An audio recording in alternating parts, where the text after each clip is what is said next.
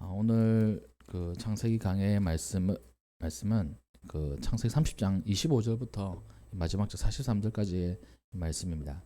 이 내용은 이 야곱이 그 외갓집에서 일을 했는데 품삯이 없이 일을 했다가 이제 품삯을 정하고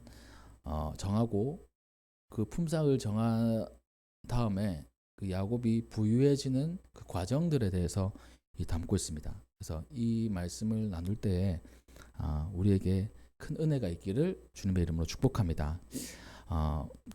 오늘 말씀을 한번 살펴보면 그 전 말씀을 보면 그렇습니다. 이제 도망치듯이 야곱이 그 외삼촌 집에 살게 되었어요. 그래서 그 여인을 사랑했는데 그 둘째 라헬이었습니다. 그 아내를 얻기 위해서 14년 동안 일을 했어요. 그래서 14년 동안 일을 하고 이제 그 품삯이 그 아내를 얻는 거였습니다. 14년 동안 일을 하면 지금으로 치면 14년 동안 아무것도 안 하고 일만 했을 때 어느 정도 모을 수 있을까요? 소비를 안 한다고 치면 꽤 많이 모으겠죠. 그러니까 그 14년을 허비한다고 생각해 보십시오. 아무 소득 없이 자기 소유가 하나도 안 생기고 그냥 아내만 생긴 거예요. 자녀들만 생긴 거예요. 아마 이제 외갓집이기 때문에 먹고 사는 거는 이렇게 이제 뭐 외삼촌이 줬는지 잘 모르겠습니다. 하여튼 자녀들이 많이 생겼어요. 요새까지 나왔으니까요. 그러니까 11명이 생긴 거죠. 11명의 자녀, 4명의 아내, 1명의 남편. 이래 있으니까 엄청 대가족이지 않습니까? 저희도 이제 주일 그 오전 예배, 오후 예배 사이에 이제 점심을 우리가 먹는데 늘 이제 고민돼요. 그러니까 뭘 먹을까? 그리고 또 성도님들이 같이 드셨으면 좋겠는데 아직 뭐 성도님들이 같이 드신 적은 없습니다. 그래서 한 번씩은 김밥을 사가지고 이제 나눠드리기도 하고 막 그렇게 했었어요. 근데 이제 그것만 해도 한 끼만 해도 돈이 꽤 많이 듭니다. 그렇잖아요. 근데 그 11명 또 4명 딸린 이제 종들 이렇게 하면 사람이 엄청 많은 거예요. 소비할 것도 많죠. 재산이 들어오는 게 없어요. 그러니까 이제 제로인 상태입니다. 제로인 상태. 근데 야곱은 이게 좀 불합리하다고 생각을 했지만 도망자 입장에서 그냥 얹혀 사는 입장에서 그냥 묵묵히 일을 하고 그 가족들을 이끌고 살아갔던 거예요. 근데 이제 안 되겠다 싶어가지고 이제 품삯을 정하게 된 것입니다.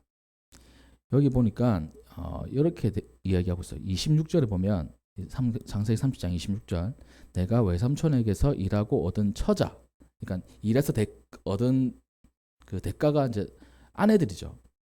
내게 주시어 나로 가게 하소서. 또 내가 외삼촌에게 한 일을 외삼촌이 아시나이다.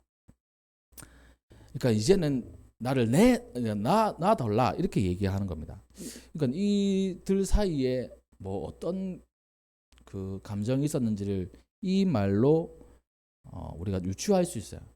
그러니까 부당했던 거죠. 야곱이 생각할 때는 내가 이렇게 열심히 일하는데 나에게 이 품삯도 제대로 주지 않고 이제 그럼 차라리 나를 놔달라 이렇게 얘기하는 겁니다. 이 놔달라고 얘기하는 거면 사실 이 라반이라는 삼촌이 야곱을 이용하고 있었다고 우리가 볼 수도 있어요. 야곱 입장에서는. 근데 외삼촌 입장에서는 자기가 보살피고 있다고 생각할 수도 있었던 거죠. 그러니까 두 사람의 입장이 다를 겁니다. 사실 양쪽에 다 이야기를 들어봐야 되죠. 한쪽은 부당하게 내가 일을 했다. 또 한쪽은 내가 너와 너의 자녀들을 돌보고 있다. 충분히 양쪽의 입장이 이렇게 그 팽팽한 것 같아요. 우리가 이제 그 어떤 사람이나 또 뭐 상대방과 이야기를 나눌 때 의견 차이가 있으면 그 조율을 하지 않습니까? 조율을 하거나 아니면 대판 싸우거나 그렇잖아요. 대판 싸워가지고 헤어지거나 아니면 조율을 해 나가거나 뭐 그렇지 않습니까? 그런데 이 야곱이 나를 이제 놔달라 부당한 거 내가 이제 뭐 그냥 독립을 하겠다. 다시 고향으로 돌아가겠다. 외삼촌은 내가 이때까지 너를 보살펴 줬는데 무슨 일이냐? 그러면 이제 품삯을 정하자. 네가 품삯을 안 정해놓고 이렇게 일하는 게 부당하게 생각하는 것 같으니까 야, 품삯을 정하자 이렇게 한 겁니다. 자, 그러면 어떻게 품삯을 정했느냐 보니까 오늘 본문 말씀에 그 32절 읽지 않았는데 32절에는 이렇게 얘기하고 있습니다. 오늘 내가 외삼촌의 양 떼에 두루 다니며 그 양 중에 아롱진 것, 그러니까 무늬가 있다는 뜻이죠. 아롱진 것과 점 있는 것, 양 중에 점이 있는 것은 것과 검은 거를 가려내어 가지고 또 염소 중에도 점 있고 아롱진 것을 가려내어서 이것은 내 품삯이 되리라 이렇게 얘기한 겁니다. 그러니까 외삼촌의 그 모든 가축들 내가 관리를 했는데 그 중에 내 품삯은 대개 우리가 양이나 염소를 생각하면 하얗잖아요. 뭐 흑염소도 있긴 있지만 점이나 얼룩 되는 게 좀 적어요. 그 과학적으로 얘기하면 그 흰 거가 이제 우성, 얼룩지거나 그리고 뭐 점이 있는 거는 열성. 그래서 좀 우성이 많잖아요. 그런 것처럼 내가 우성 인자를 가지면 더 많아지니까 안 되고 열성 인자를 가진 그 아롱진 것, 점 있는 것 그리고 또 뭐 이런 것들은 내 이제 걸로 하겠다. 삼촌 동의하십니까? 이렇게 한 거예요. 그러자 오케이. 그 평범한 거 말고 점 있는 거 이건 다 너 가져. 이렇게 했습니다. 그러면 이제 판단을 해야 되잖아요. 근데 판단하기 전에 어떻게 하냐면 이렇게 돼 있습니다. 이 35절에 그날에 그는 라반을 얘기합니다. 외삼촌 라반이 수점소 중 얼룩무늬 있는 것, 점 있는 것을 가리고 암염소 중 흰 바탕에 아롱진 것과 점 있는 것을 가리고 양 중에 검은 것들을 가려서 자기 아들들의 손에 맡겼다. 자, 이게 무슨 말입니까? 삭슬 이렇게 품삯을 주기 전에 먼저 자기가 가가지고 그 야곱에게 줄 품삯을 가려내 가지고 자기 아들들한테 준 거예요. 그러니까 야곱이 받을 품삯은 라반의 양떼 중에 거의 없는 겁니다. 여기서 이제 라반이 그동안 어떻게 이 야곱을 대하고 자기의 재산, 이 증식에 대해서 어떤 생각을 가지고 있는지에 이 단편적으로 보여주는 거예요. 그러니까 라반은 처음에는 이 야곱을 이렇게 뭐 조카니까 보살펴주고 이렇게 했을 거예요. 시간이 지나다 보니까 이 야곱이 하는 것마다 이게 잘 되는 거예요. 이 목축을 전반적으로 했을 텐데 목축업에 일가견이 있는 겁니다. 사실 야곱은 목축업하고 상관없는 사람이에요. 야곱이 어릴 때 그 어떤 그 사람이었는지 우리가 성경을 통해서 잘 알지 않습니까? 외형적인 사람 아닙니다. 집에서 요리하는 사람이에요. 엄마하고. 그러니까 이걸 MBTI로 표현하면 뭐지? 아이. 뭐 아이. 네, 제가 MBTI를 잘 몰라가지고 MBTI 혹시 잘 아십니까? 잘 모르시죠? 그럼 너 T야? 너 I야? 막 이렇게 얘기하는데 저게 무슨 뜻일까? 들어도 제가 계속 까먹습니다. 하여튼 내향적이고 뭐 이 사업을 하거나 아니면 막 힘차게 막 일을 하는 그런 성격이 아니었어요. 그런데 어쩔 수 없이 이게 그 삼촌의 양과 가축들을 돌보는데 잘 되는 겁니다. 전문가가 아닌데 잘 되는 거예요. 그렇다면 이거는 어떻게 된 걸까요? 라반이 야곱이 하는 것들을 잘 봤을 거예요. 어떻게 양을 치는지, 또 뭐 어떻게 이제 그 관리를 하는지 별거 없는데 뭐 이렇게 생각했을 겁니다. 그래서 하나님의 그 임재가 있고 하나님의 복 내리신다는 것을 라반이 알았던 거예요. 자기가 했을 때는 자기 아들들이 했을 때는 별거 없어요. 근데 야곱이 하면 잘 되는 거예요. 재산이 막 커지는 거예요. 야곱에게 특별한 게 없지만 하나님이 야곱을 복을 주시는구나. 그렇다면 나가 어떻게 해야 될까? 이놈을 이용해야 되겠다. 이 생각을 한 거죠. 그래서 이용하기 시작한 겁니다. 자기 딸을 팔아가지고. 또 참 이게 라반이라는 외삼촌 우리가 외삼촌을 생각하면, 저는 외삼촌을 생각하면 참 좋아요. 우리 외삼촌 두 분이 계셨는데 한 분은 이제 하늘나라로 가시고 한 분이 계신데, 외삼촌 생각하면 참 좋아요. 그냥 마냥 좋아요.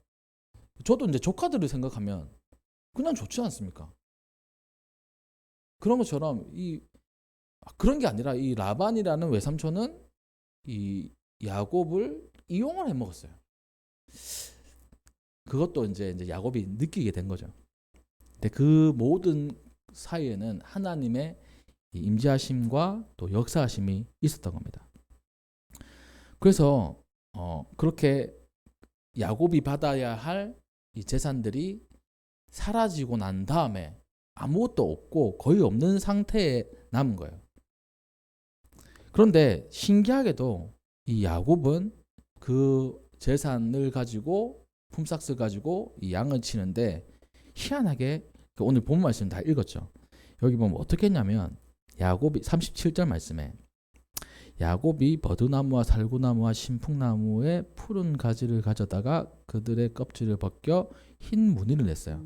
그러니까 뭐 얼룩덜룩한 그런 나무를 다 그 껍질을 벗겨내면 안에 흰 줄기가 나오지 않습니까? 이제 그걸 낸 거예요. 그리고 그 흰 줄기를 양떼가 와서 먹는 그 개천에 이 물 구위에 딱 세워 놓는 겁니다. 그리고 그 양떼들이 와서 물을 먹는 거예요. 그러면 그 흰 줄기를 양떼들이 보겠죠. 또 거기에서 이 양떼들이 물 먹을 때 막 모이지 않습니까? 그래서 교미를 하는 거예요. 그리고 새끼가 생기는 거죠. 그랬더니만 희한하게도 이 얼룩무늬와 또 검은빛 있는 것과 이런 아롱진 것이 생기는 거예요.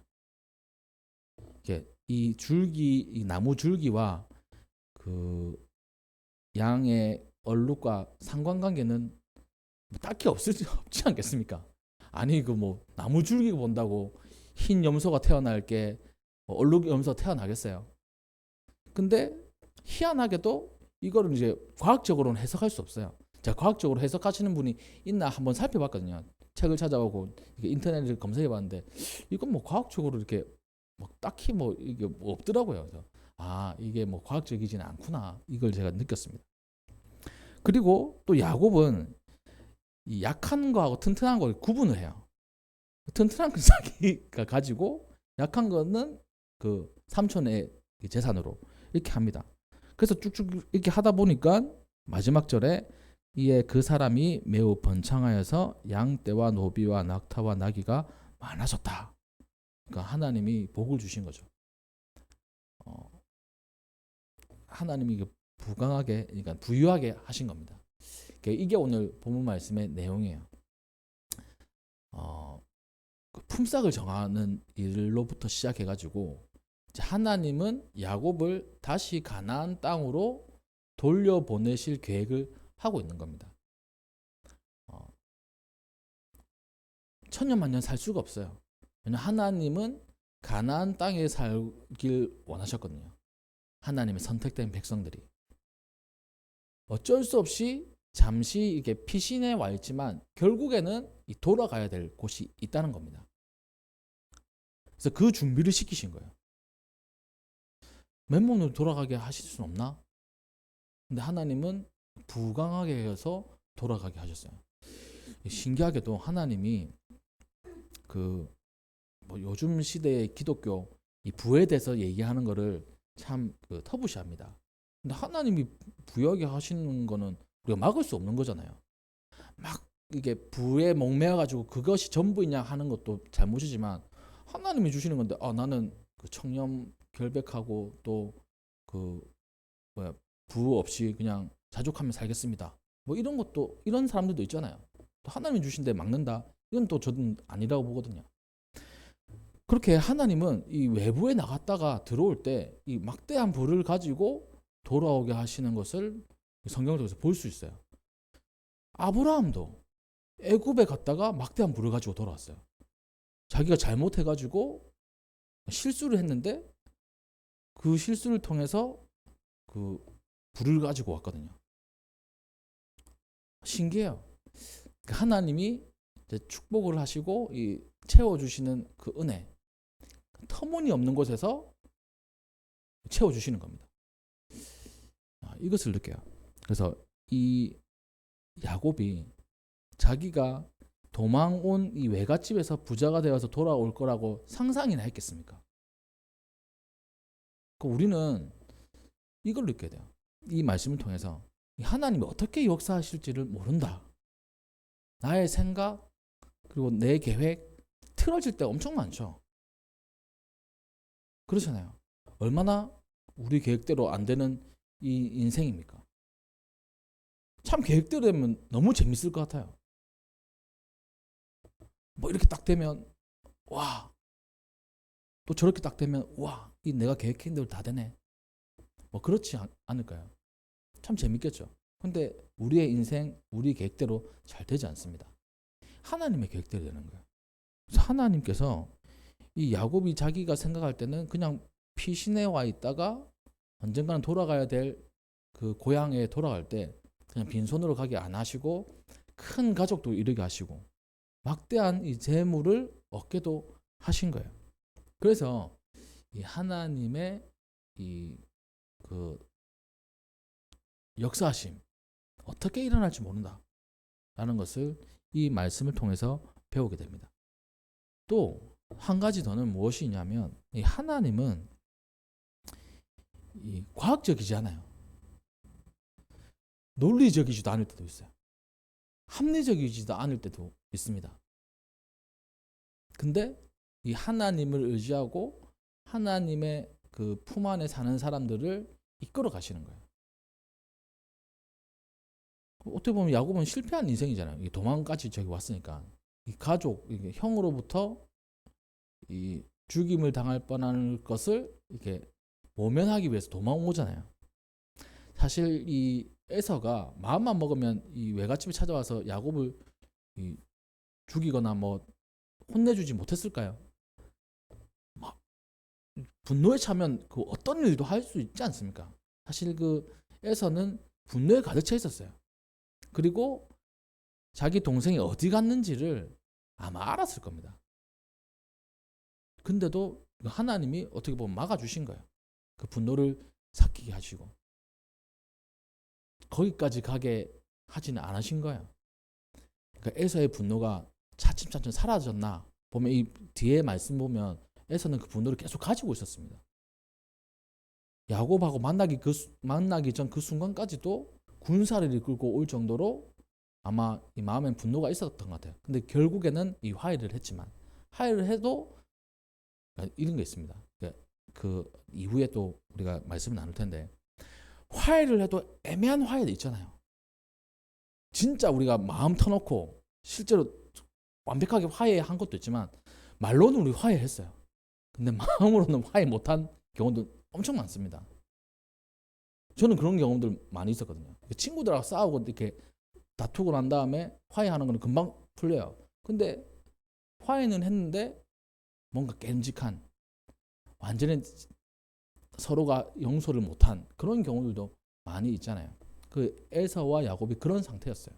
그래서 같이 안 살고 따로 사는 그것을 통해서 우리가 볼 수 있는데 그 모든 과정을 하나님께서 인도하신다는 겁니다. 하나님의 이 그 플랜 계획 안에 야곱이 있는 거예요.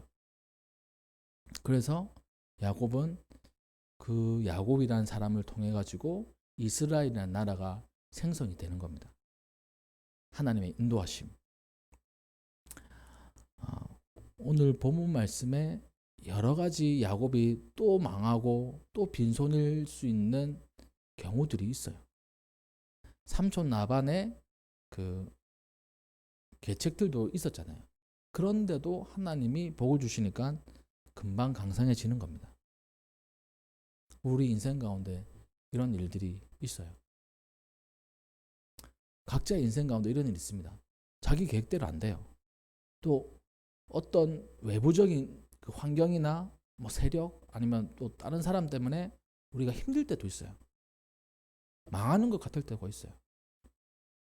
근데 결코 망하지 않는 이유는 뭐냐면 하나님이 우리와 함께 하신다면 결코 망하지 않는 겁니다. 그거를 우리가 알아야 돼요. 어떤 상황들이 우리 성도님들 지금 현재에 또 앞으로 있을지는 모르겠습니다. 하지만 우리가 알아야 될 것은 하나님이 함께하는 사람이 우리가 되어야 된다는 거예요. 이 야곱이 14년 14년 이상이겠죠. 14년 정도의 그 타지 생활, 이 외갓집 생활에서 깨달은 게 무엇이 있을까요? 그냥 이 나뭇가지를 이렇게 하면 생긴다. 그러니까 그 얼룩덜룩한 그런 그 가축들이 생긴다. 이것을 노하우를 이제 배운 걸까요? 그렇다고 볼 수 있는데, 근데 더 깊이 보면 내가 이렇게 하든지 내가 저렇게 하든지 상관없이 하나님이 함께 하시는구나. 이거를 깨달은 거예요. 하나님이 함께 하시는 게 가장 중요하구나. 이것을 깨달은 겁니다. 깨달은 거. 그리고 이 모든 재물들을 얻게 하신 거, 이것도 한 사람의 또 한 가정의 배를 불리기 위해서 해주신 것이다 라고 볼 수도 있지만, 또 하는 측면에서는 이 야곱이 그 하나님께 약속드린 게 있어요. 베델에서 어떤 약속을 드리는지 아는 우리 꼬맹이들, 만약에 제가 다시 이쪽으로 돌아오게 된다면 하나님께 뭘 드리겠습니다 이렇게 약속을 했어요. 뭘 드린다고 했을까요? 그래, 10분의 1 맞아요. 11조를 드린다고 했어요. 11조를 드린다고 한 겁니다. 그러니까 이 11조 드리는 게 이게 사실 만만치 않아요. 우리 아이들도 그 용돈 받은 거에 11조를 드립니다. 얘네들은 잘 몰라요. 사실 지금까지 제가 보면 우리가 챙겨주니까 11조를 드리지. 근데 개념은 있어요. 이번에 이제 우리 첫째 아이가 그 중학교 들어간다고 해가지고 친척들로부터 거액의 용돈을 받았거든요. 와, 아빠 이렇게 많이 받아도 되는 거예요? 이렇게 많이 받아. 그 둘째 셋째는 오빠는 뭔데 이렇게 돈을 많이 받는 거야? 뭐 이렇게 됐어요. 그래서 거기에서 이제 11조를 떼는 거죠. 이제 얘네들은 그 뭐 자기가 이제 받은 거에 대해서 11조 떼는 거기 때문에 뭐 이렇게 크게 생각하지 않는 것 같습니다. 근데 실제로 우리가 이제 일을 해가지고 그 월급을 받고 또 엄청나게 빠듯한 그 시기 가운데 이 헌금을 주님께 드린다. 이건 보통 일이 아니에요. 저도 사실 그런 적이 있습니다. 이 11조에 대해서 11조 이게 뭐 엄청 특별한 건가? 어릴 때부터 교육을 받았지만 이게 뭐 맞나 잘 이게 이해가 안 갔어요. 한 번은 이런 적이 있었습니다. 제가 이제 그 신학교를 가고 커서죠. 군대를 가잖아요. 군대 가면 그 군 장병 월급이 나옵니다. 뭐 많게는 한 10만 원 가량. 지금은 얼마인지는 잘 모르겠어요. 제일 많을 때 한 10만 원 정도 됐던 것 같아요. 그때 이제 병장이고 휴가 껴 있을 때. 그리고 저는 이제 그 철제 근무를 했기 때문에 1년 정도 했기 때문에 철제 근무면 무자는 그 생명수당이 나와요. 죽을 수도 있기 때문에. 근데 생명수당이 뭐 1,000만 원, 2,000만 원이 주는 게 아니고 몇천 원 이렇게 붙어 나오는 겁니다. 이렇게 몇천 원. 하여튼 그래가지고 병장에다가 휴가 나오면 그러니까 많이 받는 그 월급들 있잖아요. 그래봤자 그 2년 2개월 했을 때 총 그 월급을 따지면 얼마인지 정확하게 지금 기억이 안 납니다. 근데 그걸 11조 할 생각 제가 못했어요. 근데 제대로 한 다음에 부모님하고 얘기하는 가운데 그 군대 월급 얼마야? 제가 4월 30일 날 군대를 갔거든요. 4월 30일 그 다음 5월 1일이잖아요. 4월 30일 그 사례가 월급 명세서가 나오는데 500원 적혀 있더라고요. 하루 그 훈련병 월급이 500원이었어요. 4월 30일 500원. 그러면 5월 1일부터 얼마 이렇게 명세서가 있더라고요. 그래서 뭐 얼마다 이렇게 얘기했더니 그 11조 했어? 물어보시더라고요. 그거 어떻게 11조 하는 거 그냥 한번 초코파이 한번 사면 다 없어지는데. 그랬더니 노발대발 하신 거예요. 우리 부모님이. 하나님 그걸 떼먹었다고. 이놈의 신학생이 그때 신학생이었잖아요. 신학생이 돼가지고 하나님과 떼먹었다고 뭐 도마에대마 하시는 겁니다. 그러니까 우리 집이 그런 집안인 거예요. 그래서 그 다음 주에 어머니가 소분해가지고 계산해라. 네가 지금 돈이 하나도 없으니까 이거 내야 된다. 엄마 왜 이렇게까지 하나 했는데 저에게는 그 사건이 아주 지금까지도 마음에 남아 있습니다. 이 하나님의 것을 구별해서 드린다는 것, 특별히 11조, 이 11조에 대한 논란은 지금도 있어요. 왜냐하면 구약에는 11조가 있는데 신약에는 11조라는 단어가 없으니까, 그러니까 뭐 이 구약의 산물 아니냐 이렇게 얘기하시는 분도 있어요. 근데 하나님의 사랑을 아는 사람의 하나님께 드릴 수 있는 최소한의 것이 11조예요. 제가 느끼기에는. 하여튼 그렇게 이제 드리고 나왔습니다. 이 야곱도 그런 거예요. 자기가 아무것도 없을 때 이렇게 11조 뭐 이렇게 양 10마리일 때 한 마리 드린다. 근데 엄청나게 많은 그 재산이 생겼잖아요. 그 속에서 11조를 드린다. 저도 만약에 100억이 생겼다. 그럼 100억에 11조 10억이잖아요. 10억이면 엄청난 돈이잖아요. 제가 평생을 이래가지고 10억을 모으겠습니까? 10억을 드릴 수 있을까? 그러니까 제 개념으로는 그게 얼마나 큰 돈인지도 잘 가늠이 안 되는 돈이잖아요. 하나님 시험하시는 거죠.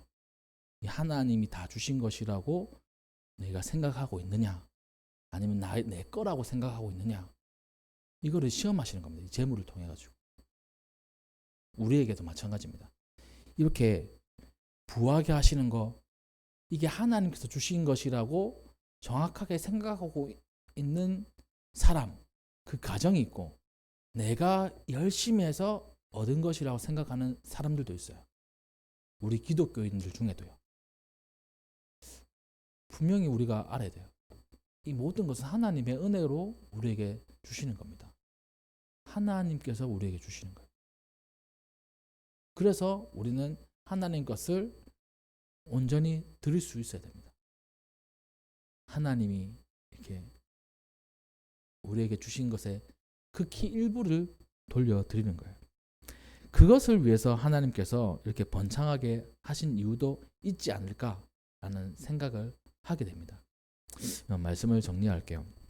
오늘 본문 말씀을 통해서 이 야곱이 그동안에 많은 그런 경험들이 있지만 그 경험들이 야곱을 살리고 부유하게 한 게 아니고 하나님께서 야곱을 살리고 부유하게 하신 겁니다. 하나님께서 라반의 계책이 있었지만 그 계책을 뛰어넘으신 하나님의 은혜가 있는 거예요. 하나님께서 풍성하게 해주시는 것, 이게 다 하나님의 것이라는 것을, 하나님께서 주신 것이라는 것을 깊이 깨닫는 삶을 살기를 원하시는 그 뜻이 야곱에게도 있고 우리에게도 있습니다. 그러기에 우리는 하나님의 인도하심을 잘 믿고 따라가야 돼요. 인생에 여러 가지 문제들이 생깁니다. 또 우리가 풀 수 없는 일들도 있어요. 과학적으로 해명할 수 없는 것도 많습니다. 합리적이지 않아요. 그리고 또 뭐 논리적이지도 않는 그런 일들 많이 우리 가운데 생깁니다. 그 가운데 그것을 다 부셔버리고 우리가 승리할 수 있는 가장 큰 요인은 바로 하나님입니다. 하나님. 그 하나님. 우리 삶을 인도하시는 그 하나님의 손에 붙잡혀서 야곱과 같이 그 힘든 인생 속에서 승리하는 우리 모두가 되기를 주님의 이름으로 축복합니다. 네, 기도하겠습니다.